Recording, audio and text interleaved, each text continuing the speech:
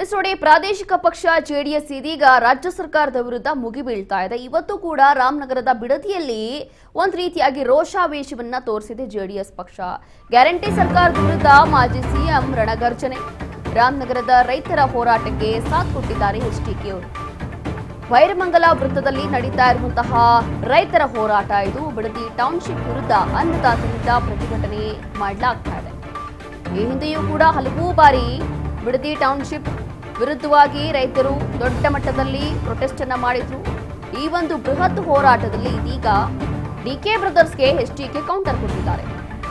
ಜೀವ ಇರೋವರೆಗೂ ಜೊತೆ ಇರ್ತೀವಿ, ಭೂಮಿ ಕೊಡೋದಿಲ್ಲ, ಕೆಲವು ಮನೆಹಾಳರ ಮಾತನ್ನ ನಂಬೇಡಿ ಅಂತ ಹೇಳಿ ಟಾಂಗ್ ಕೊಟ್ಟಿದ್ದಾರೆ.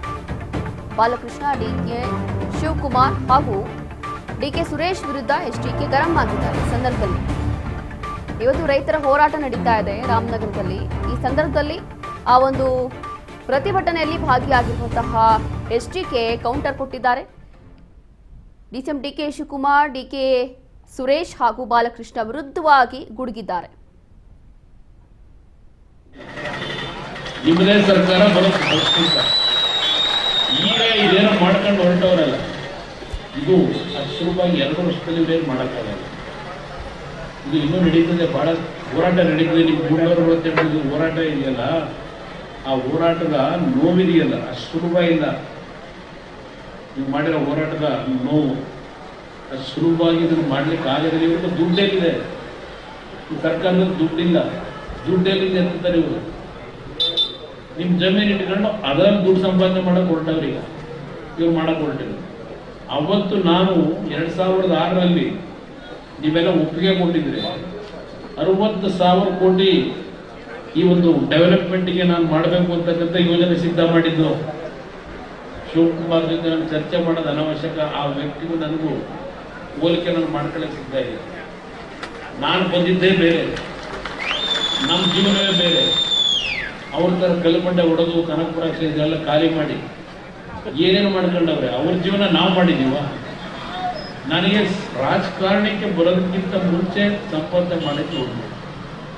ಅದು ಹೊರತುಪಡಿಸಿ ನಾನು ಯಾವುದೇ ಮತ್ತೆ ಅಧಿಕಾರದಲ್ಲಿ ಏನಿದ್ರೆ ಇದ್ದಂಥ ಸಣ್ಣ ಅವಧಿ ಇರಬಹುದು. ಮನಸ್ಸು ಮಾಡಿದರೆ ಅವ್ರ ಅಪ್ಪನಂಗೆ ಮಾಡಿದಾನೆ. ಅವ್ರ ಅಪ್ಪೇನೂ ಇರಲಿಲ್ಲ, ಅವ್ರ ಅಪ್ಪ ಜೊತೆನೂ ಆಳಿತಾ ಇದ್ದಾರೆ ಗಂಡ ಬೀಜ. ಅವ್ರ ಅಪ್ಪನ ಹೋಲ್ಕೊಂಡು ಮಾಡ್ಕೊಳಕ್ಕೆ ಹೋಗಲ್ಲ. ಏನು ಬೇಕಾದ್ರೂ ಮಾಡ್ಕೋಬೋದಾಗಿತ್ತು. 5ನೇ ಬಾರಿ ನಾನು ಸಾವಿನ ಹಂಚಿ ಹೋಗಿ ಹೊರಗೆ ಬಂದಿರೋದು. 5ನೇ ಬಾರಿ. ಇವತ್ತು ಮುಂದೆ ನಾನು ಇರೋಕ್ಕೆ ಸಾಧ್ಯ ಇರಲಿಲ್ಲ. ಇವತ್ತು ನಾನು ನಿಂತಿನ ಮಾತಾಡ್ತಾ ಇದ್ರೆ ಹಲವಾರು ಹಿರಿಯರೇ ನಿಂತಿರಿ, ನನ್ನ ತಾಯಂದ್ರೆ ನಿಂತಿರಿ. ನಾನು ಆ 20 ತಿಂಗಳು ಮುಖ್ಯಮಂತ್ರಿ ಆಗಿದ್ದಾಗ ಕೈಲಾದ ಮಟ್ಟಿಗೆ ಏನು ಸಹಾಯ ಮಾಡಿದ್ದೇನೆ. ಅಂಗವಿಕಲರಿದ್ದಾರೆ, ವಿಕಲಚೇತನರು, ಅವರ ಒಂದು ಆರೈಕೆಯನ್ನು ಇವತ್ತು ಉಳ್ಕೊಂಡಿದ್ದೀನಿ. ನಾನು ದೇವರ ಅನುಗ್ರಹ ನೋಡಿದ್ದೇನೆ. ನನಗೆ ನಾಟಕೀಯವಾಗಿ ನಿಮ್ಮ ಮುಂದೆ ಇದೇನು ಹೇಳ್ತೀನಿ. ಇವತ್ತು ನಾನು ಇವತ್ತು ನಿಮ್ಮ ಮುಂದೆ ಮಾತಾಡ್ತಾ ಇದ್ರೆ ಯಾವುದೋ ನನ್ನಿಂದ ದೇವರು ಒಳ್ಳೆ ಕೆಲಸ ಮಾಡ್ಲಿಕ್ಕೆ ನನ್ನ ಆಯುಷ್ಯನ ಉಳಿಸ್ತಾನೆ. ಇದು ನಾನು ಅನ್ಕೊಂಡಿದ್ದೀನಿ. ಒಂದು ನೀವು ಭರವಸೆ ಕೊಡ್ತೀನಿ, ನಿಮ್ಮ 1 ಇಂಚು ಭೂಮಿನ ಈ ಸರ್ಕಾರ ತಗೊಳ್ಳೋಕೆ ಸಾಧ್ಯ ಆಗದ ಹಾಗೆ ನಿಮ್ಮ ಜೊತೆಲಿಲ್ಲ ನನ್ನ ಜವಾಬ್ದಾರಿ. ನನ್ನ ಮೇಲೆ ಯಾವ ಅನುಮಾನ ಇಟ್ಕೋಬೇಡಿ. ನಾನು ಜನಗಳ ಅಭಿಪ್ರಾಯಕ್ಕೆ ತಲೆಬಾಗಿ ಕೆಲಸ ಮಾಡೋದು. ನನಗೆ ಬೇಕಾಗಿರೋದು ಜನಗಳ ಪ್ರೀತಿ. ನಾನು ಈ ಭೂಮಿಗೆ ಹೋಗಬೇಕಾದ್ರೆ ಅಯ್ಯೋ ಇಂಥವ್ರೊಬ್ಬ ನೋಡಿ, ಈಗಾಗಲೇ ಎಚ್ಡಿಕೆ ಅವರು ಹೇಳ್ತಾ ಇದ್ರು ಅಂತಂದ್ರೆ ತಮ್ಮ ಸರ್ಕಾರ ಅಧಿಕಾರದಲ್ಲಿ ಇರುವಂತಹ ಸಂದರ್ಭದಲ್ಲಿ ಜನರಿಗೆ ಯಾವ ರೀತಿಯಾಗಿ ಅವರು ಅಭಿವೃದ್ಧಿ ಮಾಡಿದ್ದಾರೆ ಅಥವಾ ಜನರಿಗೆ ಏನೆಲ್ಲ ಬೇಕಾಗಿದೆಯೋ ಅದೆಲ್ಲವೂ ಕೂಡ ಕೊಟ್ಟಿದೆ ನಮ್ಮ ಸರ್ಕಾರ ಅನ್ನುವಂಥದ್ದು ಇದೀಗ ಮತ್ತೊಮ್ಮೆ ಇದೇ ಹೇಳ್ತಿದ್ದಾರೆ. ನೆನೆಯೂ ಕೂಡ ಹಾಸನದಲ್ಲಿ ನಡೆದಿರುವಂತಹ ಸಮಾವೇಶದಲ್ಲಿ ಇದೇ ಹೇಳ್ತಾ ಇದ್ರು. ರಾಜಕೀಯ ಜನ್ಮ ನೀಡಿದ ನೆಲವೇ ನನ್ನ ಅಂತಿಮ ಆಯ್ಕೆ ಅಂತ ಹೇಳಿದ್ದಾರೆ. ಮುಂದಿನ ದಿನಗಳಲ್ಲಿ ಬಿಜೆಪಿ ಜೆಡಿಎಸ್ ಸಮ್ಮಿಶ್ರ ಸರ್ಕಾರ ಬರಬಹುದು. ಎಚ್ ಡಿ ಕುಮಾರಸ್ವಾಮಿಯಿಂದ ಸಮ್ಮಿಶ್ರ ಸರ್ಕಾರದ ವಿಶ್ವಾಸ ಇದೀಗ ವ್ಯಕ್ತ ಆಗಿದೆ. 2028ರಲ್ಲಿ ರೈತರ ಸರ್ಕಾರ, ಈ ಸರ್ಕಾರದಲ್ಲಿ ದುಡ್ಡಿಲ್ಲ ಅಂತ ಹೇಳ್ತಾ ಇದ್ದಾರೆ. ಜನರ ನಂಬಿಕೆಯೂ ಇಲ್ಲ ಅಂತ ಹೇಳಿ ಕುಮಾರಸ್ವಾಮಿ ವಾಗ್ದಾಳಿ ನಡೆಸಿದ್ದಾರೆ. ಸದ್ಯಕ್ಕೆ ಇವಾಗಿರುವಂತಹ ರಾಜ್ಯ ಸರ್ಕಾರದಲ್ಲಿ ದುಡ್ಡಿಲ್ಲ ಅಂತ ಹೇಳಿದ್ದಾರೆ. ಬಡವ್ರ ಜೊತೆ ಬೆರ್ತಿದ್ದೇನೆ, ಬಡವ್ರ ಮನೆಯಲ್ಲಿ ಊಟ ಮಾಡಿದ್ದೇನೆ, ಕೊಟ್ಟಂತ ಮುದ್ದೆ ಅವರೇ ಕಾಳು ತಿಂದಿದ್ದೇನೆ. ಜೊತೆಯಲ್ಲೇ ಸಮಯ ಕಳೆದಿದ್ದೇನೆ. ಮುಖ್ಯಮಂತ್ರಿಯಾಗಿ ನಾನೇನು ದೊಡ್ಡ ಆಡಂಬರ ಜೀವನ ಏನು ಮಾಡಿಲ್ಲ, ಹಣ ಸಂಪಾದನೆ ಮಾಡಿಲ್ಲ. ಸಂಪಾದನೆ ಮಾಡಿರೋದು ಈ ರಾಜ್ಯದ ಜನರ ಪ್ರೀತಿ, ಅದರಿಂದಲೇ ನಾನು ಉಳ್ಕೊಂಡಿದ್ದೇನೆ. ಇವತ್ತು ಏನು ಬಂದಿದ್ದೇನೆ ಯಾಕೆಂದರೆ ಮತ್ತು ನಾನು ಇವತ್ತು ನಿಮ್ಮ ಸಭೆ ಮುಗಿಸಿ ಬೆಂಗಳೂರು ಒಂದು 2 ಸಣ್ಣ ಕಾರ್ಯಕ್ರಮಗಳು ಮಾಡ್ಕೊಂಡು ದಿಲ್ಲಿ ಹೋಗ್ಬೋದು. ನಾಳೆಯಿಂದ ಲೋಕಸಭೆಯ ಅಧಿವೇಶನ ಗಣರಾಜ್ಯೋತ್ಸವ ಭಾಗವಹಿಸ್ಬೋದು. 13ನೇ ತಾರೀಕಿನ ಬರ್ತಾ ಇದ್ದೀನಿ. ನಾನು ನಮ್ಮ ಪೊಲೀಸ್ ಅಧಿಕಾರಿಗಳಿಗೆ ಬಹುಶಃ ನನ್ನಷ್ಟು ಗೌರವ ಕೊಟ್ಟಿರ್ತಕ್ಕಂಥವ್ರು ಈ ರಾಜ್ಯದಲ್ಲಿ ಮತ್ತೊಬ್ಬ ಸಿಗಲ್ಲ. ಬಹುಶಃ ಈ ದೇಶದಲ್ಲೇ ಇಲ್ಲ. ನಮ್ಮ ಅಧಿಕಾರಿ ಹೇಳ್ತೀನಿ, ಯಾವುದೋ ಒಂದು ಹೆಸರಿಗೆ ಹೇಳ್ತಾ ಇದ್ದೀನಿ.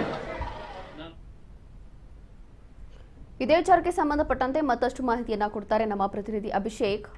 ನೋಡ್ತಾ ಇದ್ವಿ ನಿನ್ನೆ ಒಂದು ಶಕ್ತಿ ಪ್ರದರ್ಶನ ಅಂತಂದ್ರೆ JDS ಅವರು ಮಾಡಿರುವಂಥದ್ದು, ಇವತ್ತು ಈ ಒಂದು ಪ್ರತಿಭಟನೆಯಲ್ಲಿ ರೈತರ ಪರವಾಗಿ ಬಂದು ನಿಲ್ತಾ ಇರುವಂಥದ್ದು. ಹಾಗಾಗಿ ಇದೆಲ್ಲವೂ ಕೂಡ 2028 ಚುನಾವಣೆ ಗಿಮಿಕ್ಕ ಅಂತ.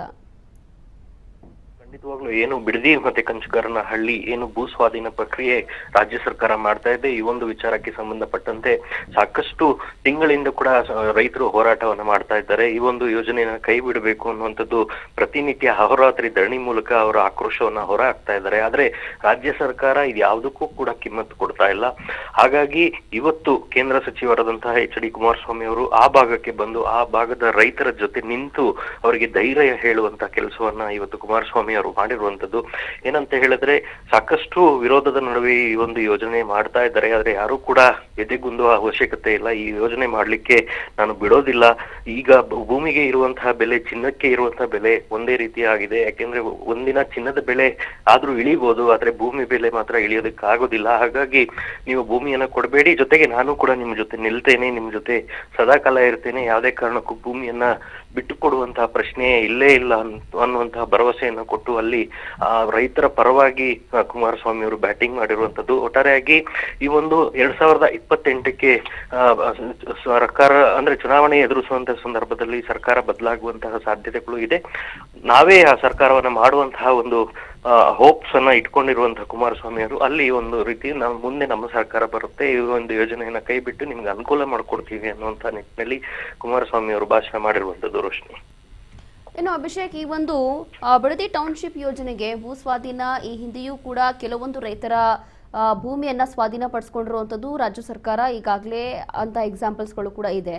ಇವಾಗ ಏನು ಇದೇ ಒಂದು ಯೋಜನೆ ಅಡಿ ಈ ಒಂದು ಏನು ಬಿಡದಿಯನ್ನ ನಾವು ದೊಡ್ಡ ಮಟ್ಟದಲ್ಲಿ ಅಂತಂದ್ರೆ ಅಭಿವೃದ್ಧಿ ಮಾಡ್ತೀವಿ ಅಥವಾ ದೊಡ್ಡ ದೊಡ್ಡ ಕಂಪನಿಗಳನ್ನ ಮಾಡ್ತೀವಿ ಅಂತ ಹೇಳಿ ಹೊರಟಿರುವಂತಹ ರಾಜ್ಯ ಸರ್ಕಾರ ಮುಂದಿನ ದಿನಗಳಲ್ಲಿ ಇದರಲ್ಲಿ ಎಲ್ಲೋ ಒಂದು ರೀತಿಯಾಗಿ ರೈತರೇ ಬಲಿಯಾಗ್ತಾ ಇದ್ದಾರೆ ಅಂತ ಅನ್ನಿಸ್ತಾ ಇದೆ. ಖಂಡಿತವಾಗ್ಲೂ ಏನು ಈ ಒಂದು ಯೋಜನೆ ಸುಮಾರು 2006ರಿಂದನೂ ಕೂಡ ಈ ಒಂದು ಯೋಜನೆ ನಡೀತಾ ಇದೆ. ಆಗ ಸರ್ಕಾರ ಬದಲಾಗುವಂತಹ ಒಂದು ಸಂದರ್ಭದಲ್ಲಿ ಒಂದು ಹಗ್ಗ ಜಗ್ಗಾಟಕ್ಕೆ ತೆರೆ ಬೀಳ್ತಾ ಇತ್ತು. ಹಾಗಾಗಿ ಈಗ ರಾಜ್ಯ ಸರ್ಕಾರ ಒಂದು ಚಾಲೆಂಜಿಂಗ್ ಆಗಿ ತಗೊಂಡು ಈ ಒಂದು ಯೋಜನೆಯನ್ನ ಮಾಡಲೇಬೇಕು ಅಂತ ಹೇಳಿ AICT ಮಾಡುವಂತಹ ನಿಟ್ಟಿನಲ್ಲಿ ರಾಜ್ಯ ಸರ್ಕಾರ ಈ ಒಂದು ಯೋಜನೆಯನ್ನ ಕೈ ಹಾಕಿರುವಂತದ್ದು. ಆದ್ರೆ ಸಾಕಷ್ಟು ವಿರೋಧಗಳು ನಡೀತಾನೆ ಇದೆ. ಆದ್ರೆ ಈಗ ನೋಟಿಫಿಕೇಶನ್ ಮಾಡುವಂತಹ ಸಂದರ್ಭದಲ್ಲಿ ಮತ್ತೆ ಗ್ರೇಟರ್ ಬೆಂಗಳೂರು ಅಭಿವೃದ್ಧಿ ಪ್ರಾಧಿಕಾರ ಅನ್ನುವಂತಹ ಹೆಸರಿನಲ್ಲಿ ಈಗ ಒಂದು ಕಚೇರಿಯನ್ನ ತೆಗೆದು ಈ ಒಂದು ಪ್ರಕ್ರಿಯೆಗೆ ಸಾಕಷ್ಟು ಇಂಟ್ರೆಸ್ಟ್ ಅನ್ನ ತೋರಿಸಿ ಈ ಒಂದು ಯೋಜನೆಯನ್ನ ಮಾಡ್ತಾ ಇರುವಂತದ್ದು. ಒಟ್ಟಾರೆಯಾಗಿ ಈ ಒಂದು ಯೋಜನೆಯಲ್ಲಿ ರೈತರು ಒಂದು ರೀತಿ ಬಲಿ ಆಗ್ತಾ ಇರುವಂತದ್ದು. ಯಾಕೆಂತ ಹೇಳಿದ್ರೆ ಒಂದೊಂದು ಸರ್ಕಾರ ಬಂದಂತಹ ಸಂದರ್ಭದಲ್ಲಿ ಒಂದೊಂದು ನಿರ್ಧಾರಗಳು ಈ ಒಂದು ಕಾರಣಗಳಿಗೆ ಎಣೆ ಮಾಡಿಕೊಡ್ತಾ ಇದೆ. ಹಾಗಾಗಿ ರೈತರು ಎಲ್ಲ ಒಂದ್ ಕಡೆ ಈ ಯೋಜನೆಯಲ್ಲಿ ಬಲಿಪಶು ಆಗ್ತಾ ಇರುವಂತದ್ದು. ರೋಶನಿ, ಥ್ಯಾಂಕ್ ಯು ಅಭಿಷೇಕ್ ನಿಮ್ಮೆಲ್ಲ ಮಾಹಿತಿಗಾಗಿ.